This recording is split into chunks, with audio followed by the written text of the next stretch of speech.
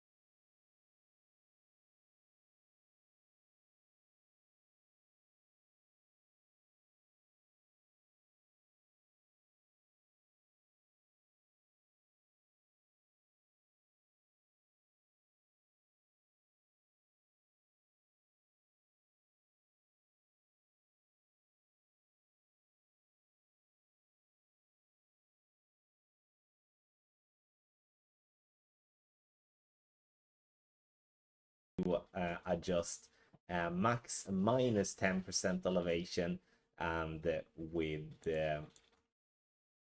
no underpower. So max minus 10% elevation is what we are using. So we adjust, and then you can see that I will just center ball. So I'm not looking to do any underpower here, or overpower for that matter.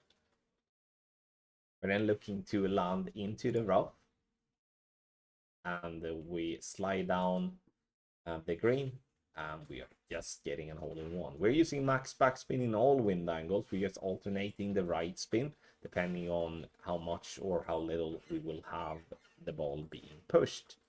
So we do have the first hole in one. We do have big topper cards, which is a nice little drop there. Now we do have a crosswind and a slight tailwind.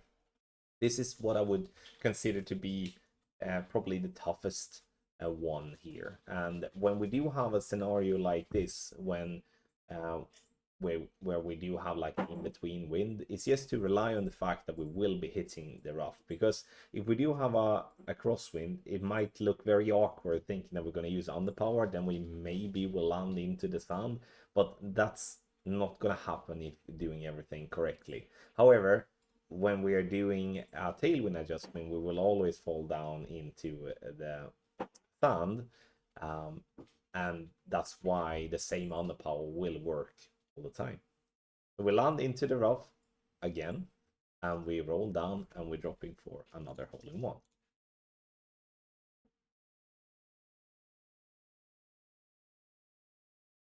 So we're getting the obsidian chest, which is obviously the ultimate goal for us. And then we move on to the next shot. We do have a wind now that we do have a tailwind, have a left to right, cross and tailwind. Again, finding the aim point with the blue ring to be by the sand and with the bullseye just into the rough. In the tailwinds, we are adjusting min minus 10% elevation. That's what we are doing as well in the crosswinds. So we fall down into the sand, and then we will be applying down the power. You can see that in the replay here, we do just before circle break on the power. You can see that I'm moving the ball up until the circle breaks, and then I move back. And you can see that in the tailwind, I would say it's more or less crucial to do the underpower correctly, as that's the biggest risk we have to actually go into the sand. So if you are adjusting too much, alternatively adding too much underpower, you could potentially see yourself missing everything, which would obviously be a bummer. Now we do have a tailwind coming the other direction, right to left, and once again delivering by the sand, bullseye just into the rough. We're applying max backspin, and here I would like us to do quite a bit of a right spin. Do like 1.5, like 1.4 ish, or like, let's put it this way, I have a hard time to decide what I'm gonna do because I'm changing back and forth when it comes to the side spin. Adjust for 5 miles per hour is 1.8 rings, and you can see that we're falling down into the sand, and we will be applying underpower, and I'm using circle break underpower in this particular video, but to give ourselves a little bit more room, that's why I'm doing just before circle break instead. Now it still works, because if we're hitting the rough, we might find the groove on that slope, which will still give us a way to the pin.